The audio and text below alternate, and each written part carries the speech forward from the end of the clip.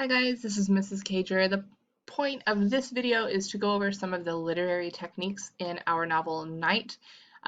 These are things we didn't quite have time to get to during our Class Connect session this week, so I wanted to do this video for you guys so that we could talk through some of the actual style elements, the literary techniques that we see used throughout the novel Night. So the first thing we're going to talk about is the style of this novel. And we want to think about the way that the author chooses to present his story.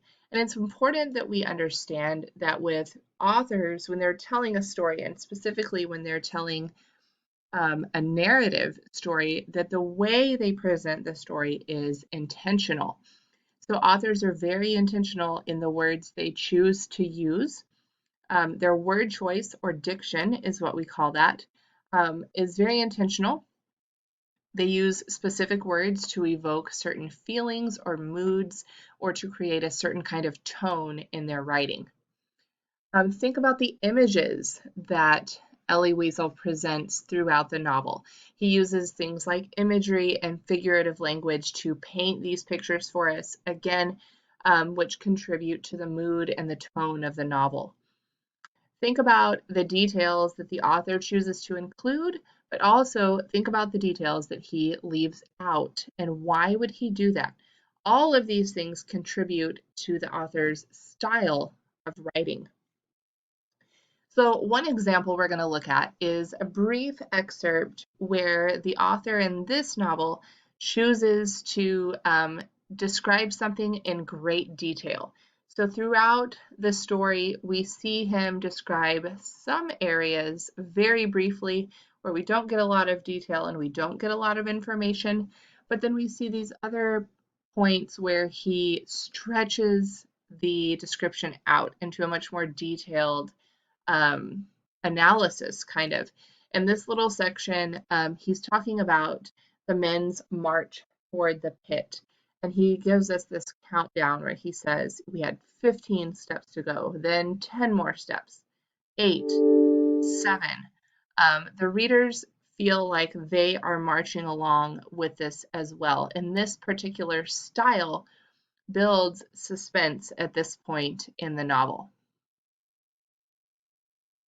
Another thing that's woven throughout Night is the idea of irony. And irony is the effective language in which the meaning is opposite of what's actually said, and that's called verbal irony. Situational irony is where there's a situation in which the opposite of what you think happens actually happens.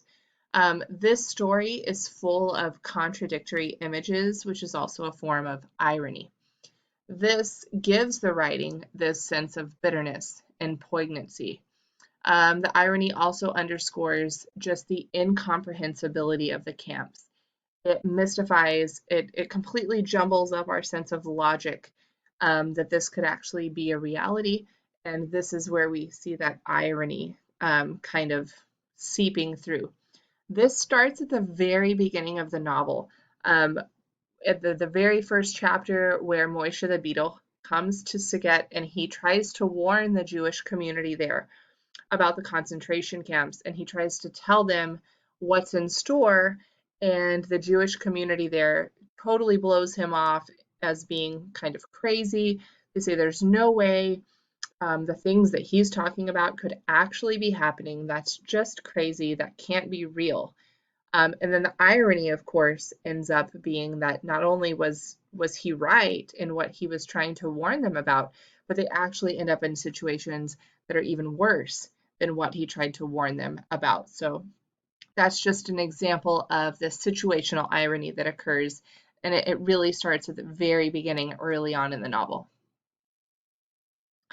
Here's another example of irony. At this point that we're talking, the prisoners are at their breaking points. They've been pushed beyond what any human should be able to bear. And Elie Wiesel makes this kind of strange statement about their condition. He says, quote, "We were the masters of nature, the masters of the world. We had transcended everything, death, fatigue, our natural needs. We were stronger than cold and hunger, stronger than the guns and the desire to die, doomed and rootless, nothing but numbers. We were the only men on earth. Think about what he means by that statement. And what is the irony? In this statement, he's basically saying we've kind of been separated from everything else. We're alone. We've overcome everything around us: death, fatigue, our natural needs for food and water. We've overcome those things. It's like we're, the only people left on earth. He says we're rootless. We're nothing but numbers. So this is ironic because it's really at their lowest point that he chooses to make this statement that they've kind of transcended or risen above everything. Imagery is another technique that Elie Wiesel uses very well throughout the novel. And imagery is simply language that creates a mental picture for us. I like to think of or describe imagery as showing language, not telling language. Imagery is language that appeals to the senses. So it makes the reader see, hear, smell, taste, feel the things in their imagination that are actually happening. For example, the coal black night, or the stinging cold, the rapping and tapping of rain on the roof. All of these examples give me a very vivid picture or feeling as to how things looked or sounded or felt during the time. Here the author builds the sense of urgency, the feelings of despair and panic as the prisoners try to keep up on their desperate march. And to do this, he uses all these sensory details.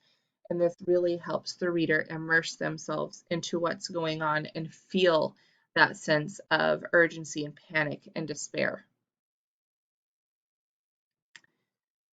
Elie Wiesel shows how death has become such a force in the prisoner's life that it appears to have taken on a life or a personality of its own. We almost see death as represented as like a character within the novel. He says, quote, "It would seize upon a sleeping person, steal into him and devour him bit by bit." At another point, he says, "But death hardly needed their guards' help."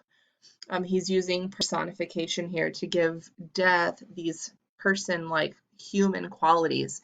And again, almost uses the idea of death as a character throughout the novel. We know that death is close to the prisoners throughout their ordeal, but in the reading from today, in section 5, death seems to be literally just dancing around them and they can hardly escape. The stiffened corpses and the logs of wood are hardly distinguishable from each other. The path they're walking is now a cemetery where there are just bodies piled around.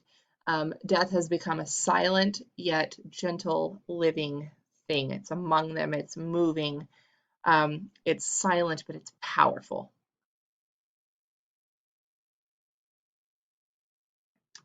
This is one of the last questions in the Go Formative paper or exercise that we were completing during Class Connect. So if you've already answered it and completed it, that's perfectly fine. If you were saving it for this recording, then here you go. You're going to go back to goformative.com and you'll use the join code SRAXHN. And I've just given you this snippet of a passage, and I want you to identify the sensory imagery found in this passage. So what is the language that appeals to the senses? And then I want you to think of a passage of imagery in Night so far that has affected you. Not this passage, but a different one. What is something that's happened where the particular description of that really stuck with you or really created a strong mental picture? So this passage says, "I soon forgot him. I began to think of myself again. My foot was aching. I shivered with every step. Just a few more meters and it will all be over. I'll fall. A small red flame, a shot. Death enveloped me. It suffocated me. It stuck to me like glue. I felt I could touch it. The idea of dying, of ceasing to be, began to fascinate me. To no longer exist, to no longer feel the excruciating pain of my foot, to no longer feel anything, neither fatigue nor cold, nothing. To break rank, to let myself slide to the side of the road. What are some examples of sensory imagery that you could find in this passage? And then is there another passage that you've read so far that comes to mind that was particularly poignant or gave you that mental picture that has affected you? So what is the point of all this analysis? Think about the analysis that we've just done. What have we looked at? Think about the little passages that we chose to look at. What inferences can we make about the author's experience? And what connections can we make to our own lives? These are the last two questions on the formative, and they're just reflection questions for you to kind of think about. Why look at that? Why look at these passages so closely? What do they help us do within the context of the novel? What can we infer about the author's experience? And then lastly, again, what connection can we make to our own lives or to the world around us when we look at passages like this? Okay, that's the end of the literary analysis portion. Again, this was meant to be done during our Class Connect time on Tuesday, and we just ran out of time. So if you've got questions at this point, send me an email, a text message. I'd be happy to get back to you. Thanks for joining me. Finish up that Go Formative assessment. There were 7 questions on there. We worked through most of them during our CC time. But as soon as you get it finished, you can go ahead and click submit and it will send it my way. Thank you guys. Have a great day.